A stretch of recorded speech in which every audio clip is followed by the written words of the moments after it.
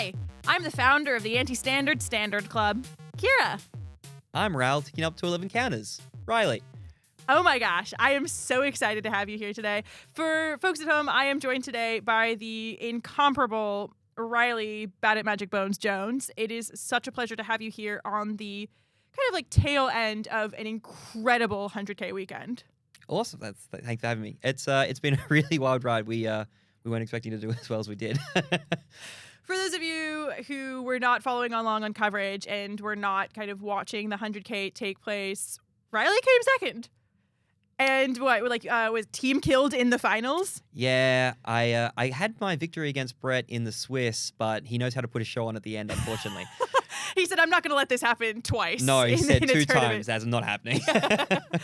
Well, look, today we are here to talk about the deck that you guys played. And something that's actually really interesting to talk about in that finals is it actually was not, to my knowledge, a 75 mirror, because there were some slight differences even amongst the team about how to approach Prowess as a deck, because Prowess is the deck that you guys identified as this deck is good, this deck is nigh unbeatable, and then also did some really interesting work to craft a Prowess deck to beat a Prowess deck.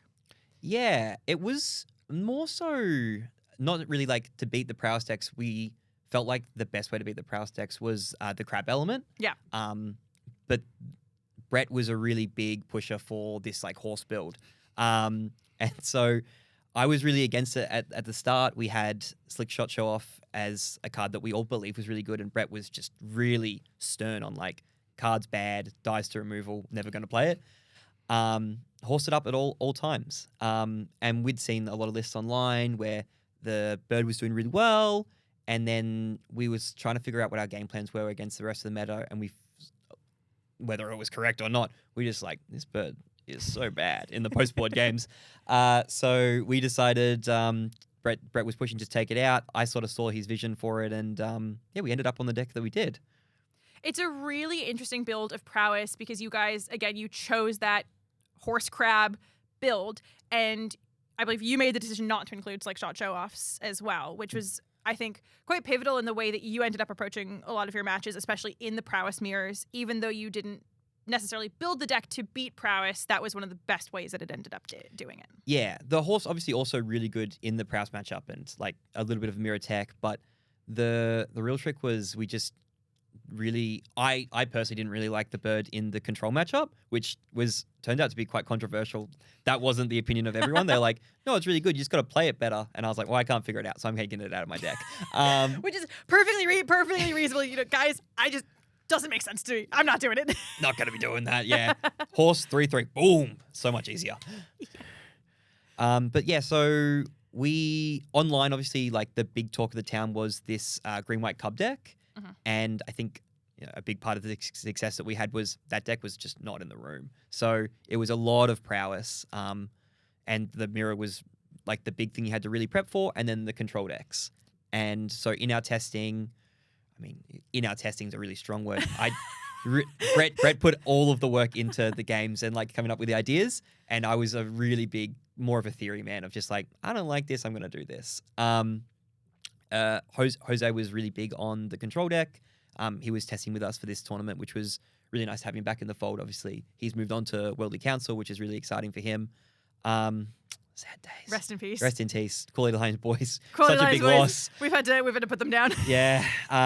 But he was testing the Jeskai Lessons deck, and so I got to have a really good feel for what that deck felt like against Prowess, being in the Prowess seat in testing, and sort of helped come up with a lot of the conclusions we did. With bird not being as strong, horse being quite good, and crab being like a end step threat that you could provide like mana advantages with. And then once we'd seen that, we knew that Slick Shot was good against the green-white cub decks in the first game, but the game plan that we felt was most successful was you really need to deal with the board and become a control deck post-board.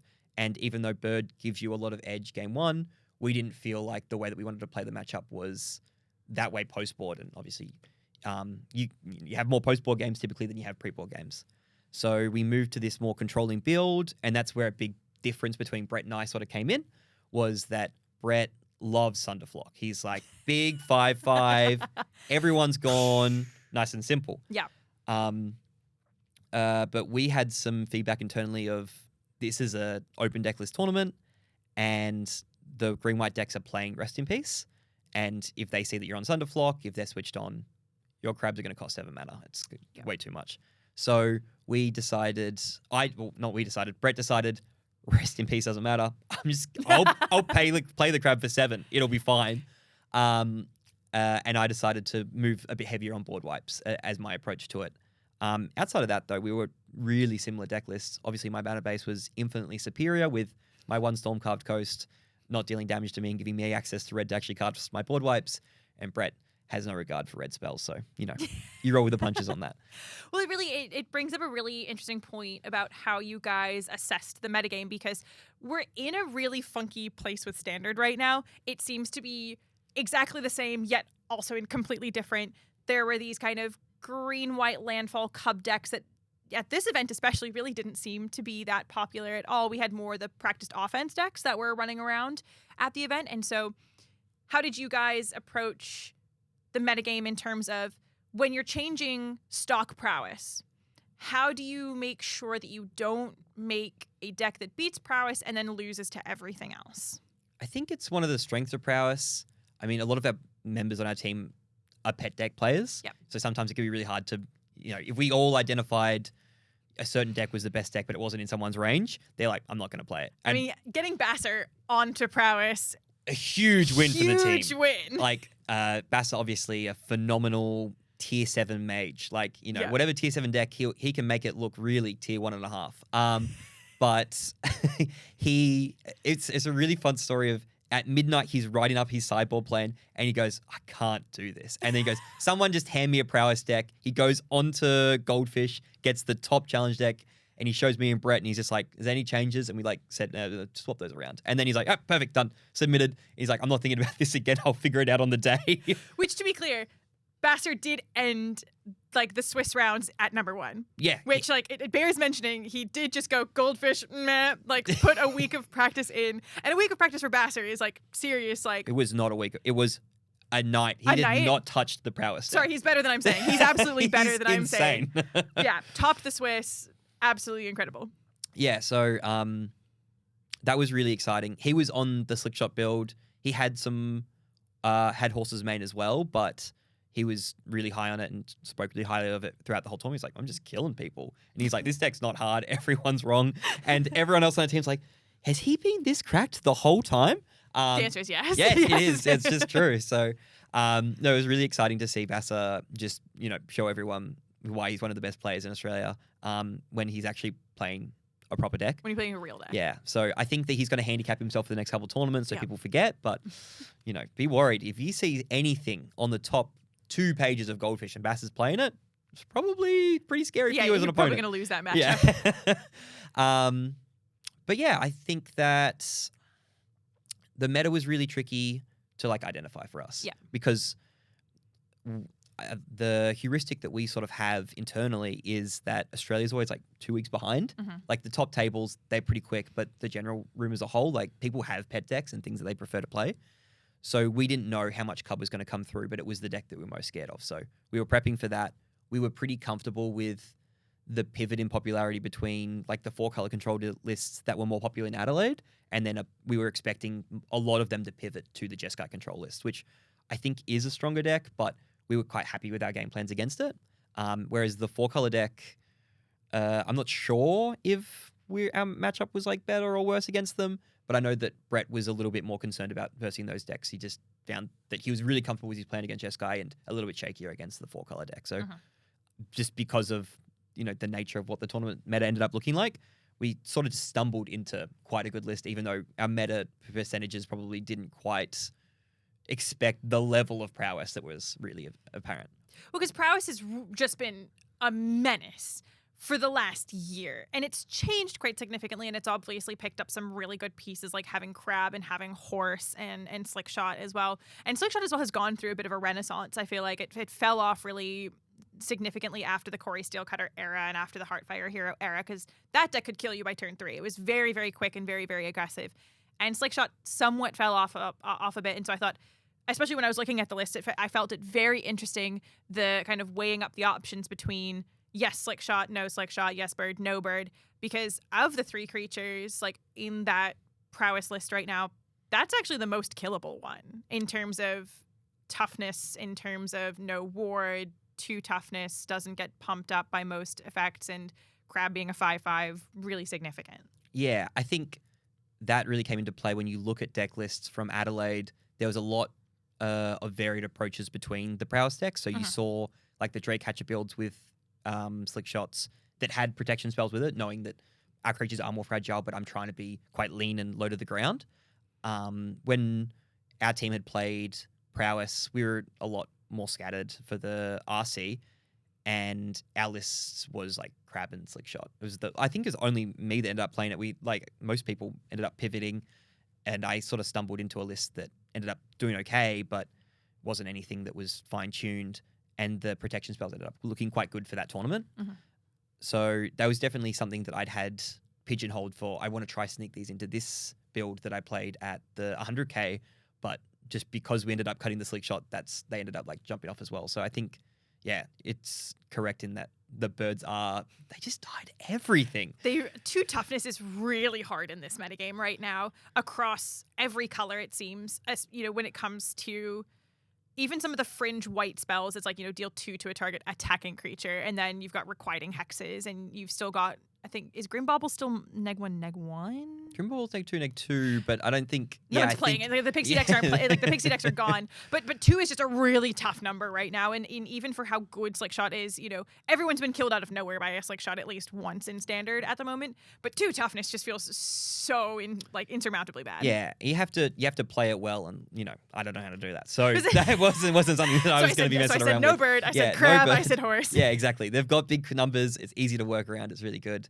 I think we did see that a lot of people were moving more to horses. You saw that Is It Decklist Online were moving to stuff like Impractical Joke, like Vibrant Outburst. The rooms was coming back in to like deal more damage in the prowess deck. So there's definitely more of an acknowledgement to handle those bigger creatures, which is really cool to see.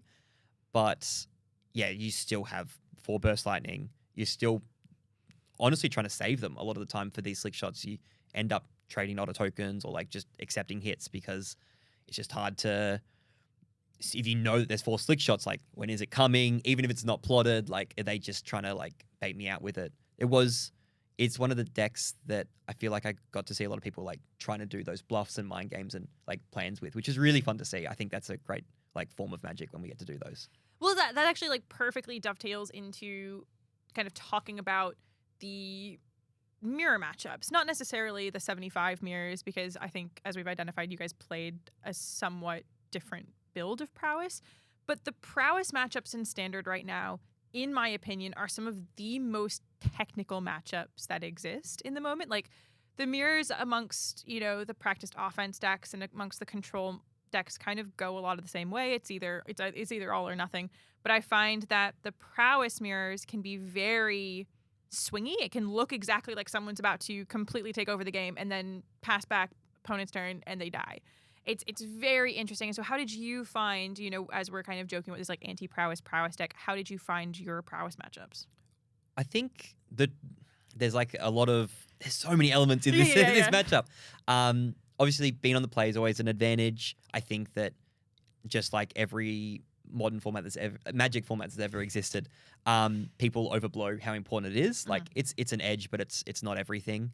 Having your early talent starts, obviously it's like very bread and butter. It's good. You put pressure on. That can make a draw that has less card advantage have the pressure to make your opponent have to spend extra resources. But the game very quickly pivots into the crab game, and then whoever has the last crab wins. Brett was really aware of that like play pattern, which is why he had the second get out in his main deck, and he was really determined like the way that I will win these matchups is with crab. And I was of the same opinion, but I was very scared of playing the second get out in the main. I think something that I'd seen a lot of lists play was this Vibrant Outburst, and it felt like when you were behind, it gave you these windows where you could find reach that wasn't traditional for like the mana that was being put in. You look at one mana up in the prowess deck and you're thinking about 2 damage, or if you see 5 mana, you're thinking about the burst lightning. But having this like incinerate style damage that can come out of nowhere and tap down a blocker just gave you windows where an opponent might be winning, but if they misrespect what you could have access to, it was an out that sort of was quite good. And again, 3 damage is really good if you're thinking that more horses are running around. So I was struggling to find the balance between how much stuff do you respect for the late game versus like the early game, and horse obviously being really strong at if your opponent ever taps out, gives you that window where you can just bop them, and it's quite fun. But the match changes so much in post-board games, and like I didn't practice as much for this event as I would have liked to. Like, to be honest, I've been playing the Prowess decks across many of its forms for the last 2 years. So I think I played it with Corey Steele, I played it with Vivi, I played, I'm sure, a bunch of other builds I can't figure out. But so I felt that I had a pretty good background to draw on. I knew the general game patterns, even if I didn't know them to the degree that maybe I'd like to, had it be like an RC. Normally our team puts a lot more prep together for that, but it was a little bit more scattered for this because we just prepped for Adelaide and we felt like, we can probably just use a lot of that testing here. I mean, it seemed to work pretty well for the team. It was, 4 out of the top 8 were quality lines boys? Yeah, I'm counting Jose, yeah.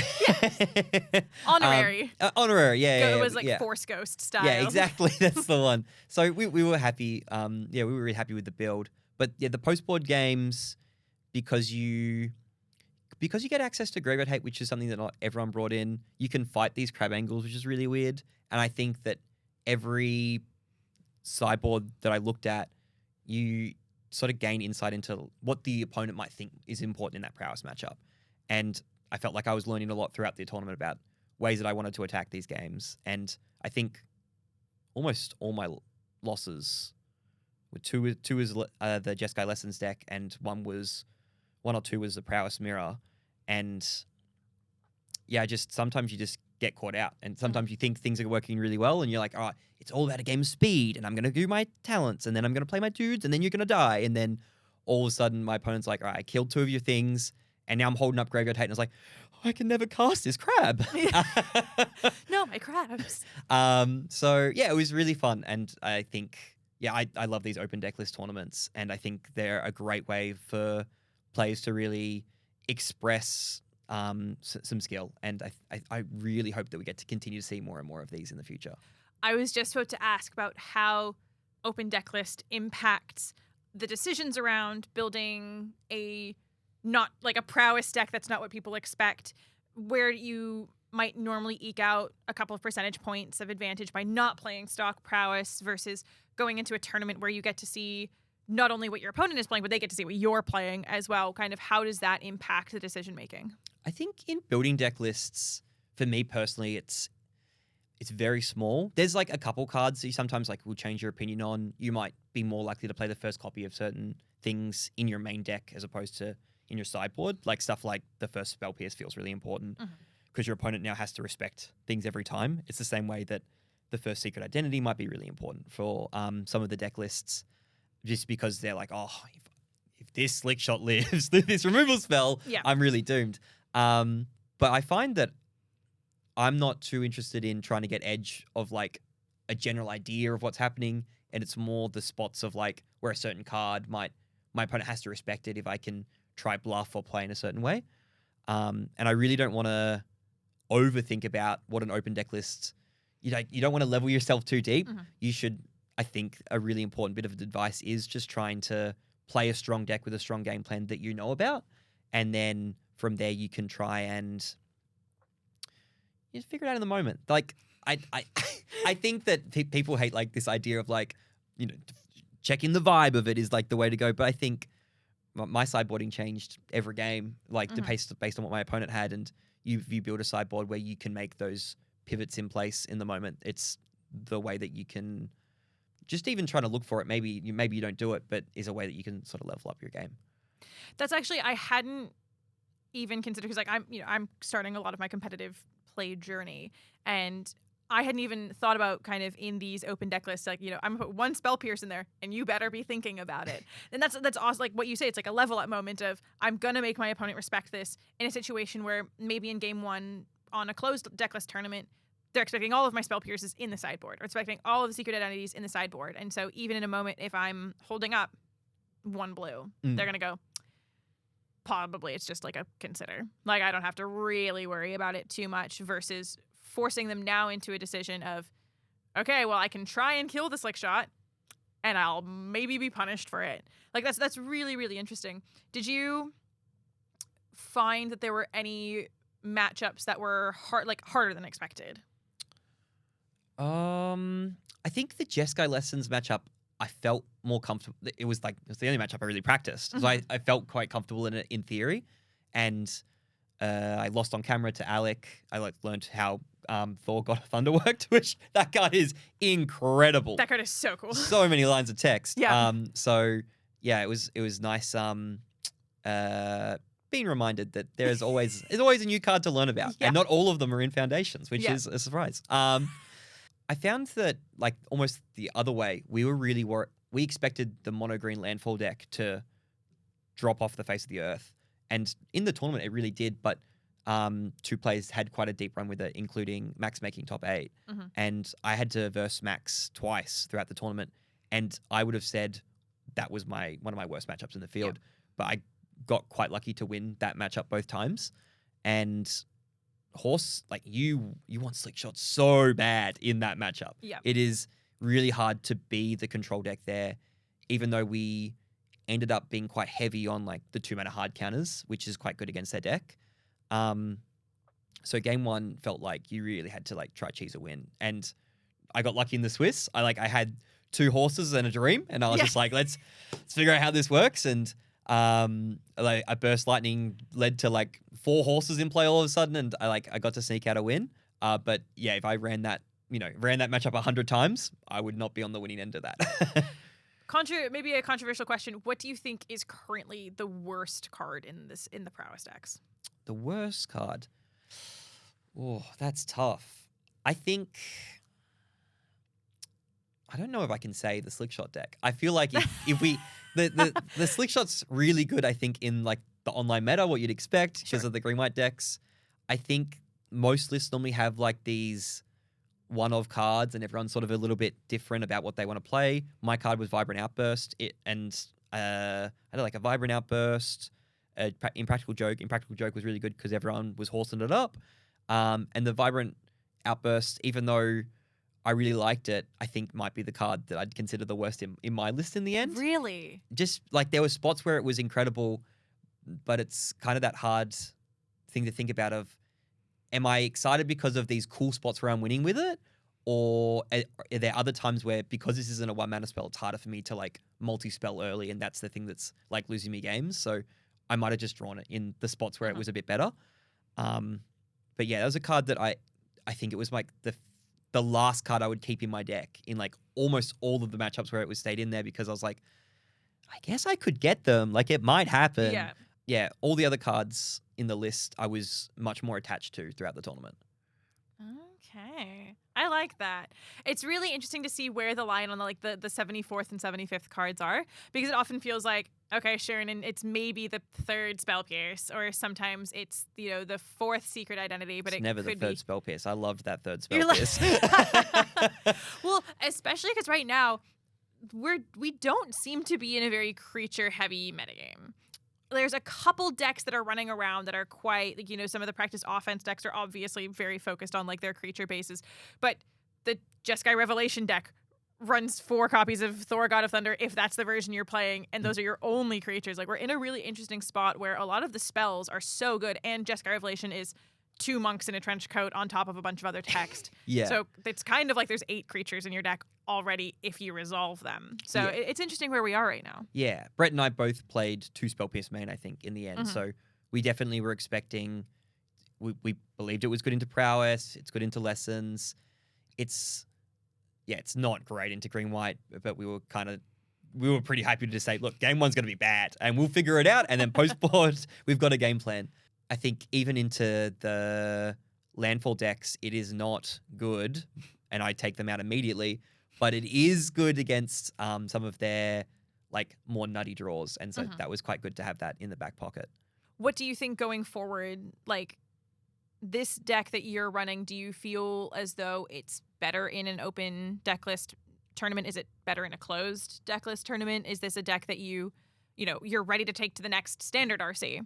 I think, yeah, if I had another standard RC, I would be looking at this Prowess deck again.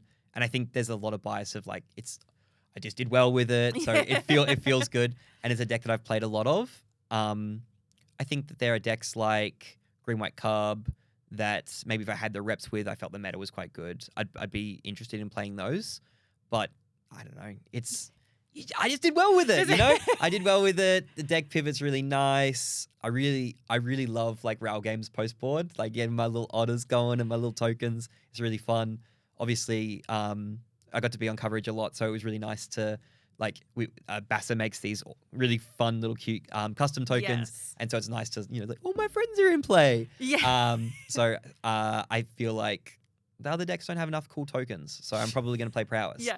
How many times did you ultimate Raoul during that tournament? I think I altered it 2 or 3 times. I know that I got to be on camera and I got it up to 10, and I was like, this doesn't matter. I just need tokens. I got to start attacking. Yeah. And so it was kind of fun to do that. And then I did that against one opponent, and then against another Jeskai opponent, I was the opposite. I was like, we ulting now. Like, I'm ready to go. So, I think it's a card that I've been playing for the last... Bloomborough is so old. Is it 2-3 years? Yeah, it's surprising how long we've had Bloomborough for, but I'm also just getting the impression that we're constantly just overrun with Magic sets now. Yes, so it's a bit tricky. I think it rotates next year. Yeah. It either rotates next year or it's either 2027 or 2028. Like, we're getting close. It's had its time, it's ready to go. But it's my favorite games. I find the post-board games of almost all of Magic are my favorite because something different's going to be happening. And I always like that pivot of a deck where, maybe you're an aggro deck, maybe you're a combo deck, and now we're mid-range slop in your second game. And those games are always really fun. Well, it was an incredible showing, coming second overall at that event, like $100,000 on the line. What the team walked away with. We think it was like a third of the total prizing, with just the people that we had in our house. So, it helps when you stack the house full of 10 players, but we were pretty happy with our results. You guys did incredibly well. Well, this is super exciting because now you guys are all prepping for Spotlight Brisbane. Yes. Yeah, we just... everyone had our team had our first team meeting. I didn't attend, but, we got to read through my little notes afterwards. What a surprise. There was not a lot of talk. It was a lot of just, players calling out other players, trying to say I'm better than you and all the classic sort of stuff. But, I think we're all really excited. Modern's a format that a lot of us have played, forever. A lot of us, play, Wednesdays at Games Portal. That's, our local store. So, I love Modern. I've been playing Modern since it came out. I think that's kind of when I got into Magic. Yeah. So, well, we're gonna bring you back for another episode focusing on Modern. But thank you so much for running me through this anti-Prowess deck of yours. It's an incredible deck. I all weekend on coverage I was saying respect the crab, respect the crab. Gotta respect the crab. It's been an absolute pleasure, and I look forward to chatting to you more about Modern. Thank you so much. Thank you so much. It's been fun. Well, thank you so much for joining me today. It's been so much fun. I love getting to talk to really good competitive players about what they're doing in the competitive scene right now. Where? Oh my God, Ben Tudman's here. This is crazy. But where can people keep up with you online, and what do you get up to? So the only place I really post stuff is on Twitter. I'm Riley Bad at Magic Bones there, and I'll occasionally post some deck lists. And then big shout out to my team, Quality Lines, obviously. Huge testing, got the bum bag here. You'll see our cool tokens. Very powerful. We'll be the ones making way too much noise and being told to quiet down. Maybe it's just me, but I like to say it's the team. It's very fun when you all get to be on coverage together and you've got all the token boys on the table. Gotta have the boys on the table. You gotta bring the boys along. Yeah. Amazing. Well, that's all that we've got for you guys today. Thank you so much. We'll be back next week. Our new episodes release on Mondays at 11 a.m. Australian Eastern Standard Time. You can keep track of all of our releases online at Raise MTG. And a huge shout out to MTG Bazaar for sponsoring the show. We'll see you next week.